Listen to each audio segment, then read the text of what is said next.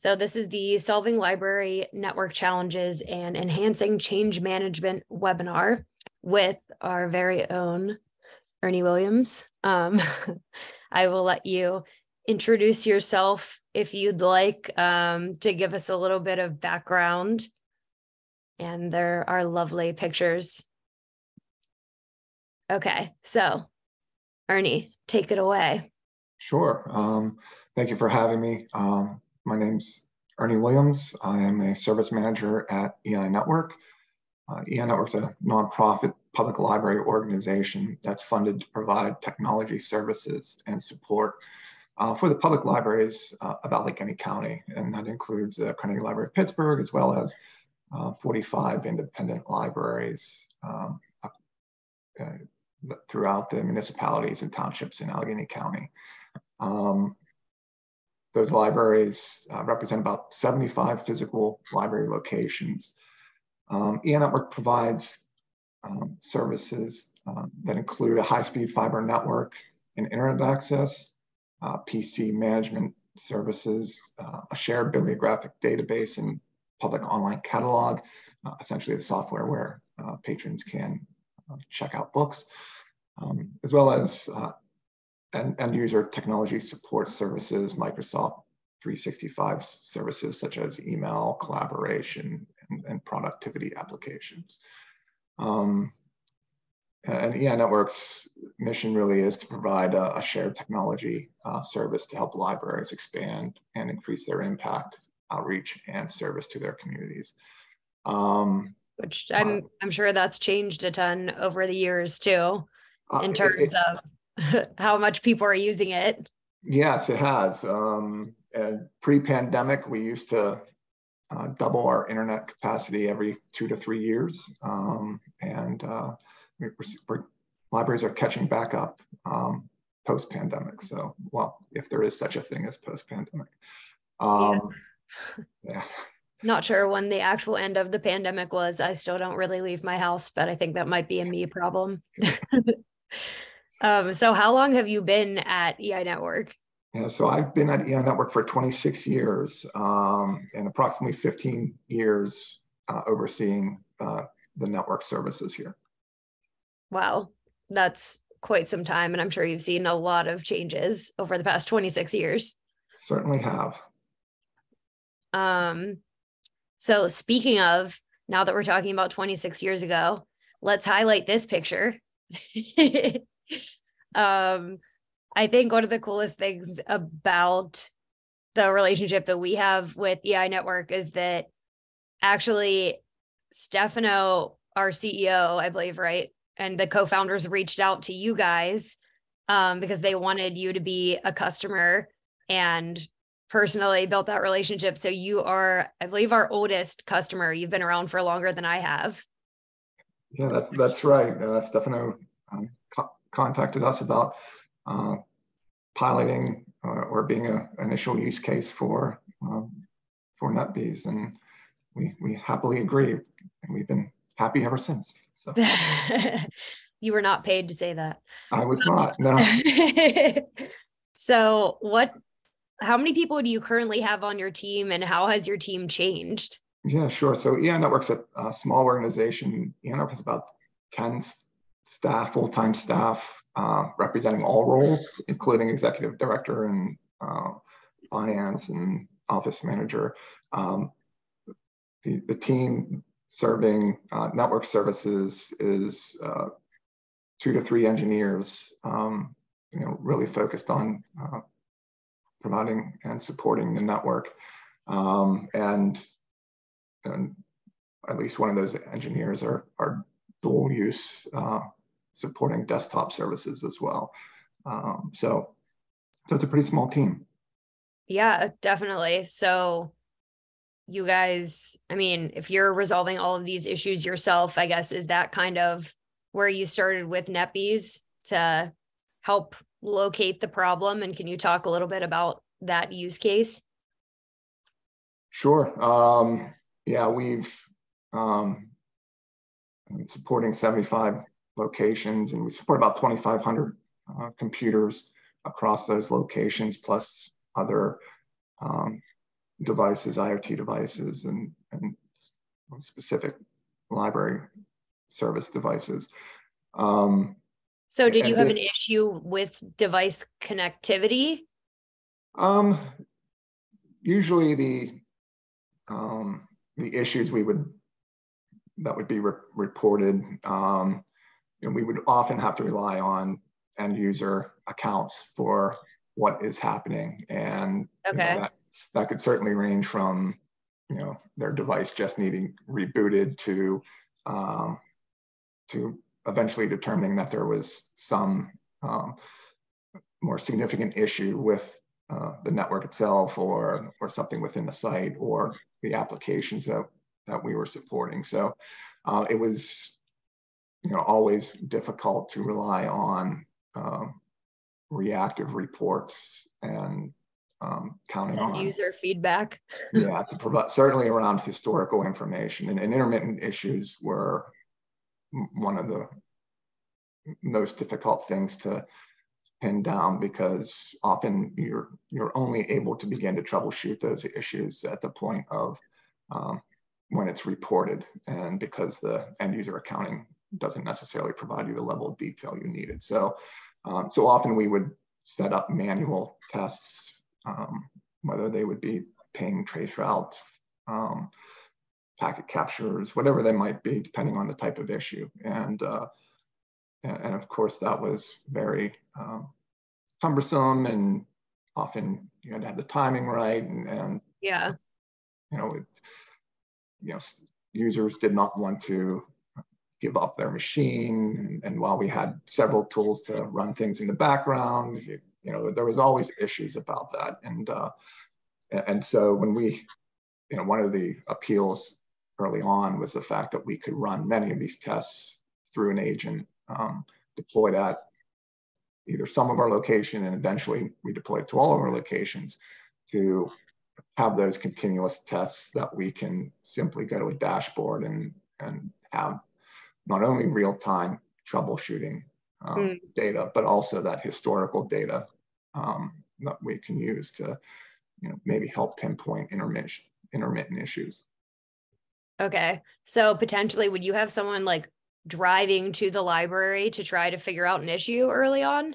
That was often, yes, and that was a big issue for us because of the resources, or limited resources we have. The NetBees agents and the test saved us several site visits since then.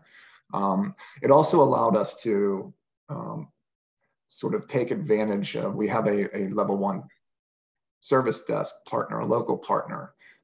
It allowed us to also take advantage of that partnership for them to be able to handle site visits and other types of issues that normally would be engineers being deployed, because we were able to see that data and determine more precisely whether, oh, this is simply this type of issue.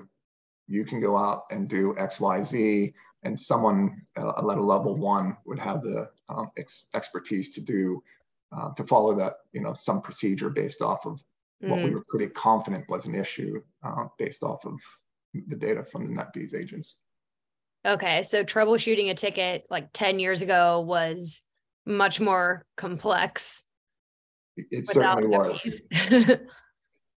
Yeah, another example, and I think we'll have a couple slides on this.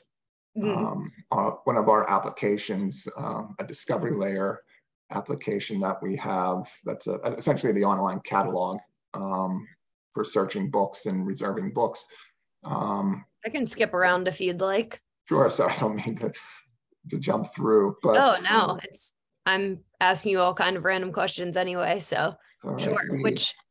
The HTTPS test, or the HTTP test, we were able to use the HTTP and HTTPS test to actually write the URLs in such a way that performed the searches for us. And we could not only use your standard ping and DNS tests to check availability and resolution, but we could also check sort of the response time of not only the return of an HTTP request, but because we were able to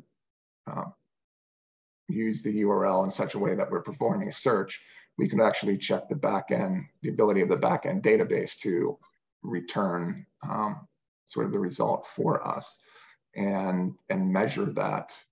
And that was something we certainly did not have, and not something we had or were able to deploy from each of our location, which right, was something very important. Like we have them here.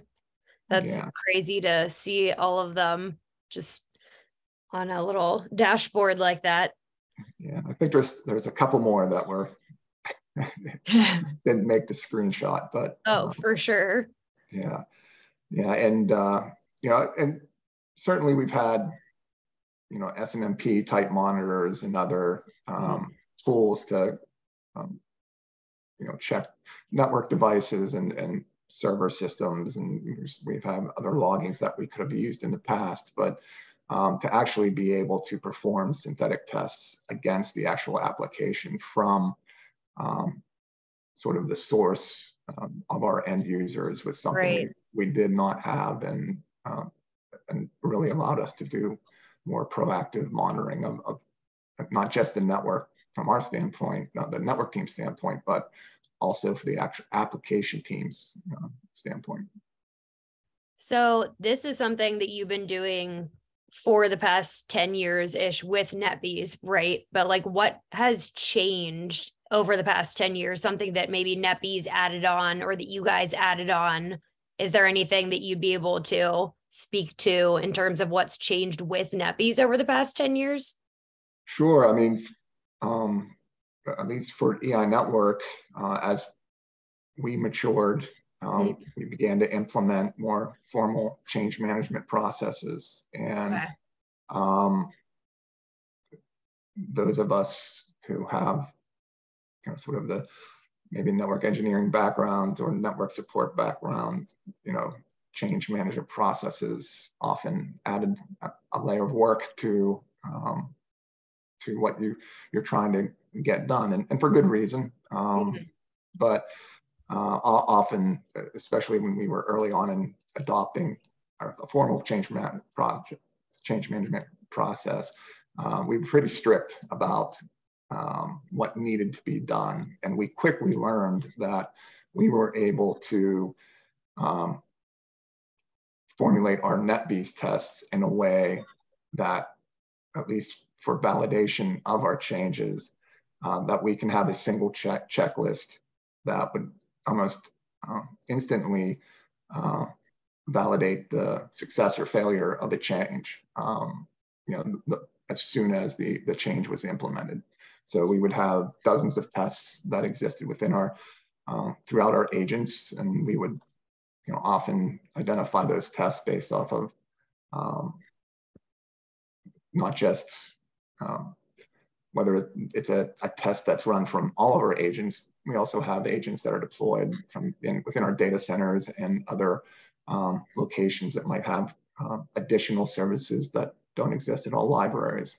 And by identifying those and creating those tests, we were able to really have a single checklist within our validation for pretty much every network change we have.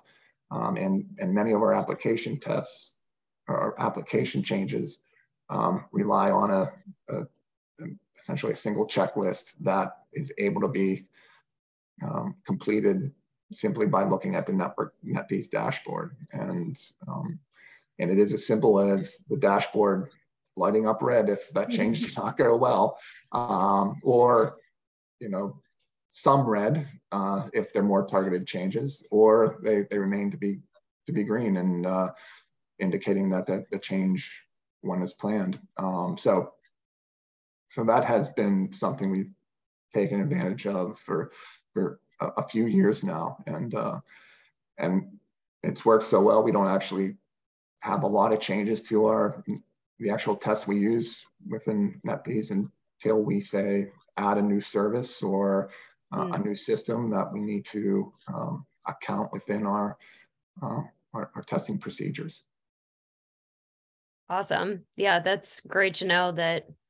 I mean, you're a gold star customer using NetBees exactly how we would like people to use. So it's great to hear that it's working for you and helping your team so much, and maybe takes away some of the trial and error too with change management. I think you kind of talked about this, but just to go back to it, have you seen a change in troubleshooting time since you started using NetBees? Like, is there a definite change? Yes, it certainly has. And then I think we touched on the impact to site visits and Right. allowing us to have data to either limit a site visit or have, for instance, a level 1 tech perform what had been performed by engineers in the past. Mm-hmm. But also we've, especially, over the years that we've used it, but pretty quickly we were able to create tests that that really just gave us visibility into services or the performance and availability of services that we didn't have before. So, and we had that data in real time. And so I touched on also intermittent issues. Those having that historical data, we're able to go back and find issues that may have required us, I'll take an intermittent internet issue, for instance, and even an internet issue to just a couple of websites. And for some context, internet use is considered a critical service at public libraries because so many patrons come in and use those services, whether they're using computers that the libraries are providing or they're connecting their own devices to a wireless hotspot. Internet access and access in general is a big part of what the service libraries are providing. So losing internet service, even to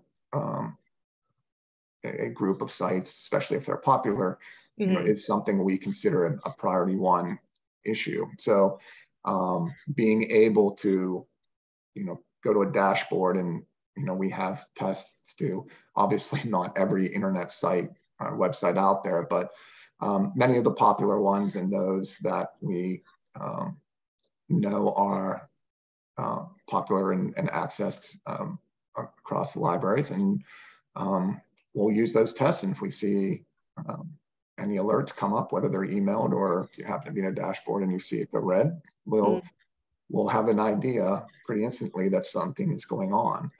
And if it happens overnight and, it helps save us some time, the next morning, if that's what it is, or if it is a critical service that's impacted and we're working on those, we're able to have that data to go back and see, okay, by sort of checking the various tests we have, we can pretty quickly isolate whether that was a wide area network issue, whether it was maybe something within the core network equipment, whether it was an internet issue or whether it was an application issue, because the tests would, the layering of different tests we have for different services, give us some indication of where those problems exist. And if it is an internet issue, I know we have a trace route test captured.